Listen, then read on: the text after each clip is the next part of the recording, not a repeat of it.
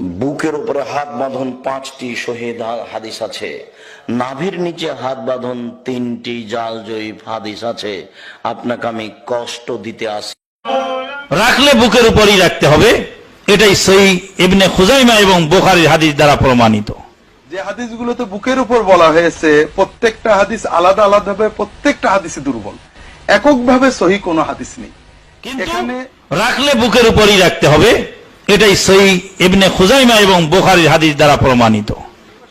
আল্লামা ইবনুল কাইয়্যিম এই বুকের বাঁধাকে সহিহ বলতে রাজি হননি, বরং ইমাম আহমদ ইবনে হাম্বাল, ইবনুল কাইয়্যিম আহমদ ইবনে হাম্বালের অনুসারী ছিলেন।